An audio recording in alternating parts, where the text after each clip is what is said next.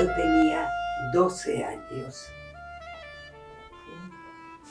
y las nenas usaban el cabello largo con trenzas y yo no quería usar más el cabello largo. Entonces mis padres me dijeron, bueno, pero antes de cortarte el pelo tenés que ir a la... En ese entonces había que ir a un estudio fotográfico para que te saquen una foto. Entonces fuimos, me sacaron esa foto y cuando salimos, sin esperar el resultado, porque no sabía si había salido bien o no, entré a la peluquería y me cortaron el cabello. Y fue mi primer acto de crecimiento, la decisión de tener el cabello corto.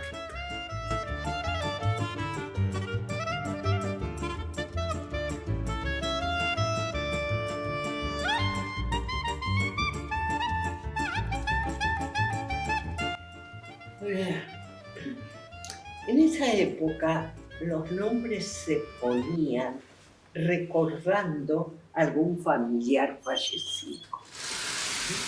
Parece ser que hubo una tía Frida, cuando después de muchos años comencé mi actividad con las gestantes, el libro con los nombres, la búsqueda de los nombres, me llevó a buscar el significado de Frida y me encontré con este significado. Frida, la que da paz. Increíble, ¿no? Y yo en yiddish me llamo Freide, que quiere decir alegría. Y mis dos nombres me representan. Me llamo Frida Kaplan, tengo 86 años, soy madre de una familia, de una hermosa familia.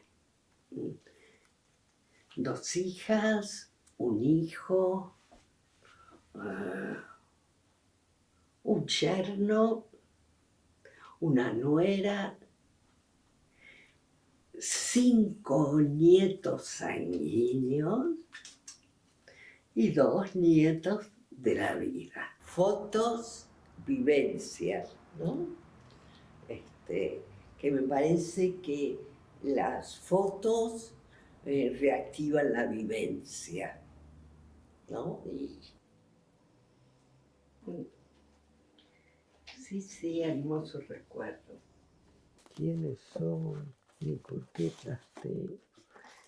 ¿Qué trabajo para mis hijos cuando me vaya? Yo me tenía que casar a los 18. Entonces, cuando tenía 16, que me eligieron reina Esther, mis padres fueron a un almuerzo comunitario y me dieron la dirección y nos gustaría que pases por ahí. Y claro, yo era en ese momento la hija que había salido reina Esther. Y para darle el gusto a mis padres, sí fui. Y en ese almuerzo estaba él. Mamá se acercó, nos presentó y yo me enamoré, pero inmediatamente.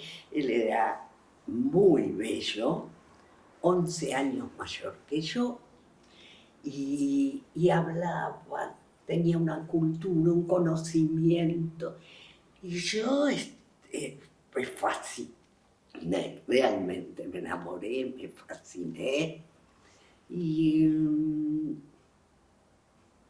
él se quiso casar enseguida, porque 11 años mayor, pero yo me sentía una nena, bueno, esperamos hasta los 18 años y ese casamiento fue un casamiento de película.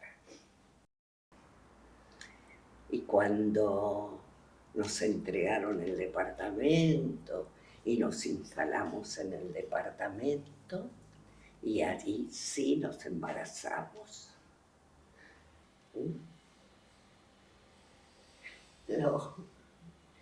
Cambió tanto, tanto.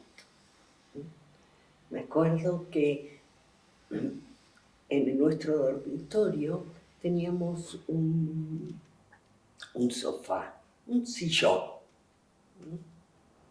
Entonces yo estaba con contracciones sentada en el sillón, esperando para poder ir al sanatorio. Y él estaba parado frente al placar, con la puerta abierta, mirándome y preguntándome, ¿qué traje me pongo? En esa época había que darle de comer cada 3 horas. Y si llora hay que dejarlo llorar. Y nada de brazos. Mi mamá me decía, pero no, levántalo, no. Y yo, ¿cómo iba a escuchar a mi mamá, una inmigrante rusa, si el médico argentino, médico, me dice lo contrario? Yo le hice caso al doctor.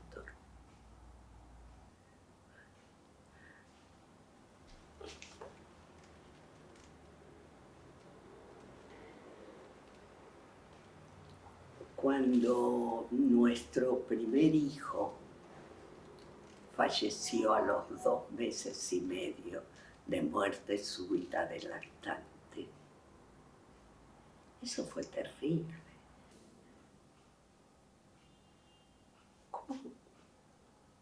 ¿Cómo se sigue viviendo después de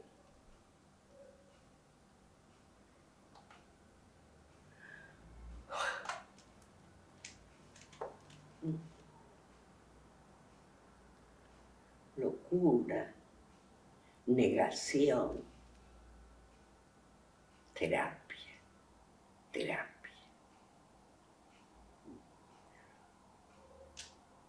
Buscarle el sentido a la vida. Vino una amiga muy querida y nos dijo, yo estoy actuando en un teatro independiente de temática judía y ustedes me tienen que venir a ver. Y eso nos sacó, no del dolor, pero por lo menos nos sacó del lugar, de la casa donde estábamos. Y así fue como el teatro ingresó en mi vida. Fue sanador y nuestros 3 hijos se criaron en los camarines.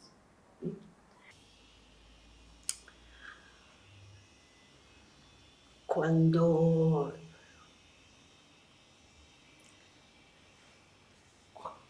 hubo un productor teatral, Pepe Parada, y él me llamó y me dijo, vas a hacer rubro con Alberto Closas, porque las 2 colectividades son colectividades muy fuertes y va a ser un éxito. Efectivamente fue un éxito, pero yo me sentía muy mal porque Closas, además de ser mi compañero en el escenario, era el director de la obra. Entonces, cada vez que terminaba la función, me decía, no has hecho bien, esto, no lo has hecho bien. Entonces, Yo actuaba aterrorizada. A él el espectáculo se llamaba La Zorra. Éramos solo nosotros dos. A él lo invitan a actuar a Miami. En el viaje, en el vuelo, él tomó mucho alcohol, Llegamos a Miami, llega la noche del gran evento. Yo era una ilustre desconocida, el teatro lleno, había 3.000 personas, y todos venían por él era una persona muy importante. Comienza la función y era tal la presión que él sentía que se olvida el texto. Y yo la piloteo y continuamos. Cuando termina el espectáculo, él me mira y me dice: bravo, Winter, salvaste la función.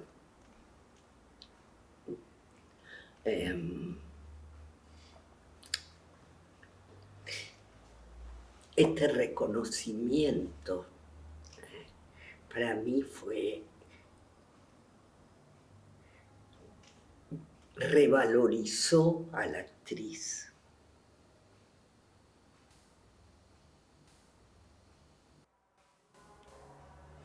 Siempre buscando cuál era mi camino. Cuando acá se abrió la escuela de eutonía, yo ingresé a la escuela de eutonía para mejorar mi condición de actriz.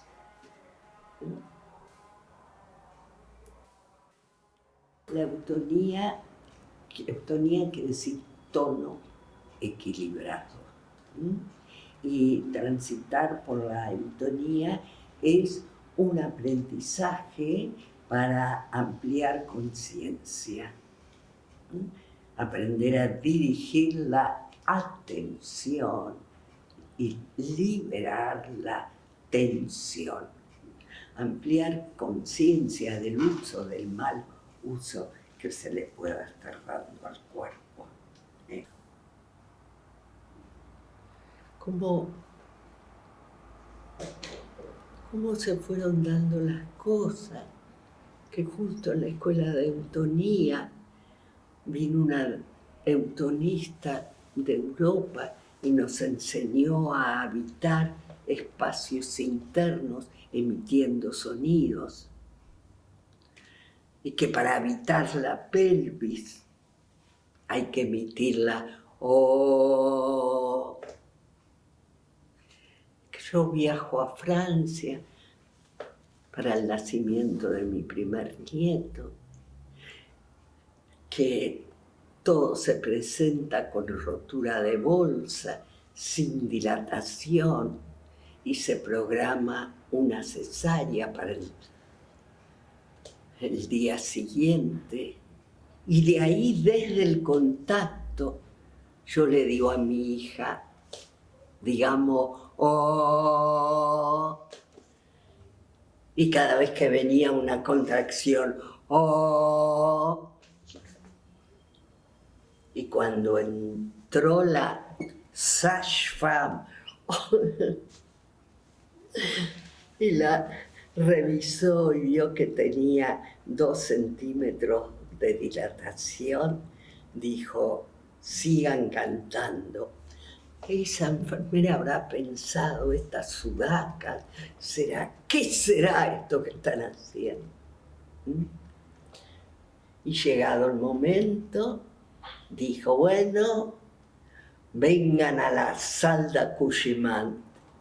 Y yo le dije moi, porque mi francés sigue siendo muy básico, pero en ese entonces más todavía. Y me dijo: oui, oui, toi aussi. Y yo lo vine a hacer a Jonathan. La vida es un enigma. Yo escribí una carta a una persona que se había quedado en el estudio dando clases, contando el nacimiento de Jonathan. Esa persona leyó esa carta a los alumnos. Entre los alumnos había una psicóloga. La psicóloga comentó esto con una partera.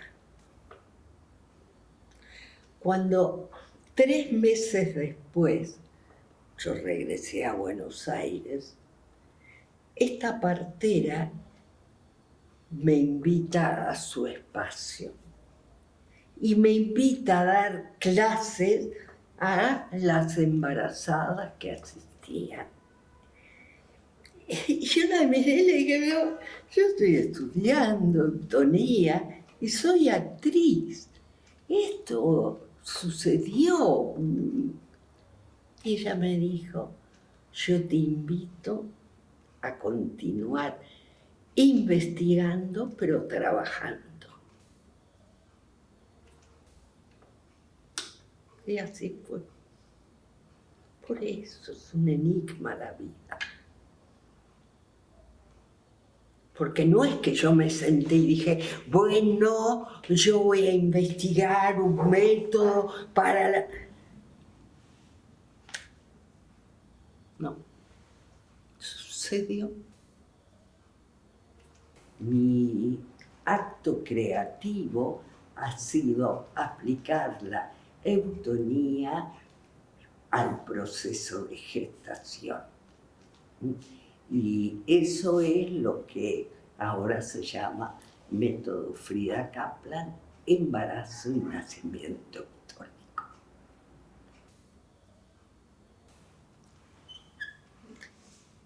Siempre surgió de mí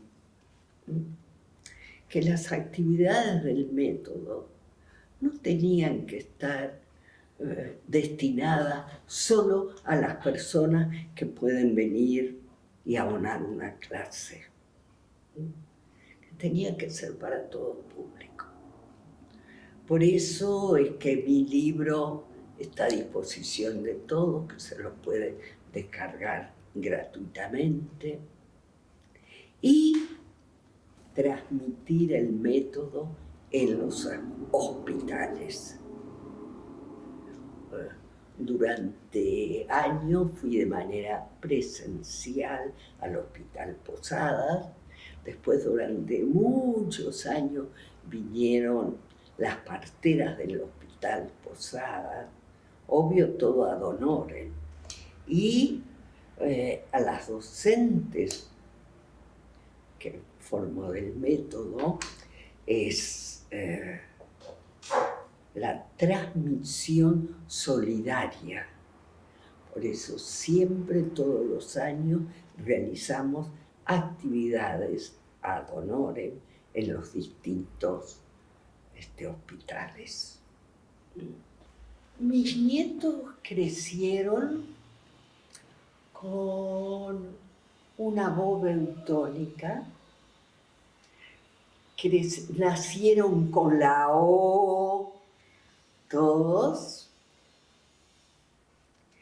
y con gran orgullo estuvieron presentes en el año 2017 en la legislatura, en la legislatura de Cava, cuando me nombraron personalidad destacada en el área de la salud.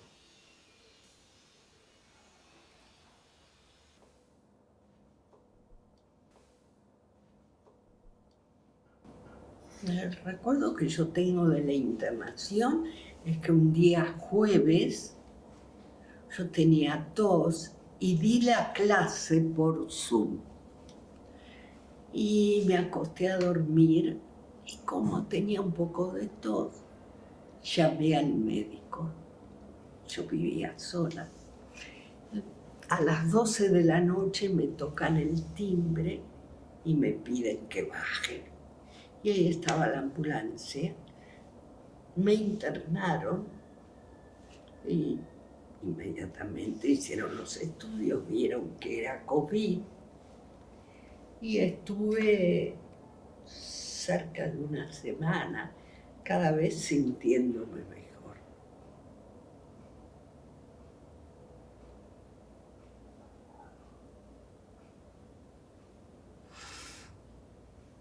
Hasta que dejé de sentirme mejor.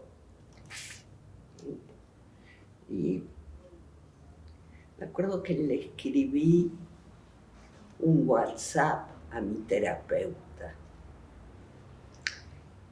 y le puse, no me siento bien. Si llego a partir, me gustaría que me reciban Adrián, mis padres y Xioma.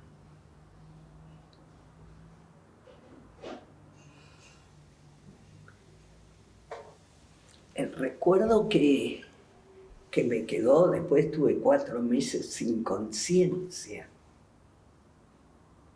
pero tengo una imagen muy grabada, caminando por el cementerio de Tablada, con Adrián en los brazos, bebé, mis padres y Xioma. Fui y volví, sucedió. Es un enigma, ¿no? Cuando mi conciencia regresó, yo no podía hablar, no escuchaba nada. Yo tuve que aprender todo. Me acuerdo la primera vez que me sentaron, ¡ey, qué dolor! No podía estar sentada. Y cuando ya sentada me llevaron ahí a la sala de rehabilitación, y yo veía caminar y pensaba, ¿yo podré volver a caminar? Tuve que aprender todo. Entonces a mí me parece que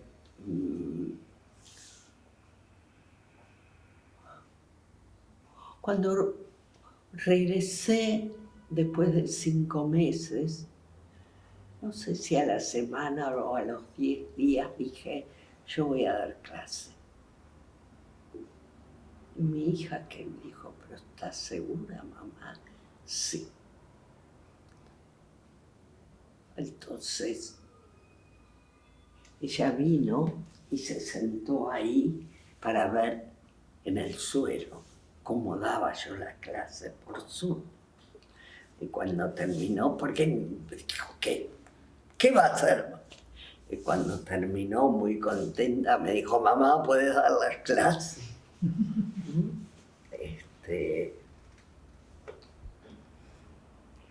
Yo fui una nena triste.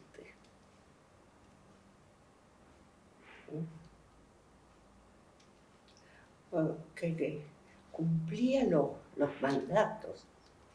Y los mandatos eran que tenía que ser buena, tenía que ser linda y casarme a los 18 años. Cumplí con todos los mandatos. Me acuerdo que yo era una nena de 6, 8 años. Y pensé en ese momento, cuando sea grande, a mí me gustaría hacer algo para ayudar que la gente no sufra. Tengo vivo ese recuerdo. E inmediatamente lo que me respondí, no, pero yo no puedo estudiar porque me tengo que casar a los 18 años. La vida es un enigma, realmente, porque ahora, a los 86, puedo decir que el deseo de esa nena se concretó. Y eso me permite transitar esta etapa de la vida con mucho respeto. Respeto hacia mi persona, obvio, respeto hacia los demás, pero disfrutando de la vida, sin el resentimiento, sin la queja, con la aceptación muy presente. Aceptación. Lo que seguro va a perdurar tiene que ver con la tradición. Y la tradición tiene que ver con el amor, con el afecto, con los encuentros familiares. Y eso va a estar muy presente. Amor, contacto, amor. Ese es mi legado.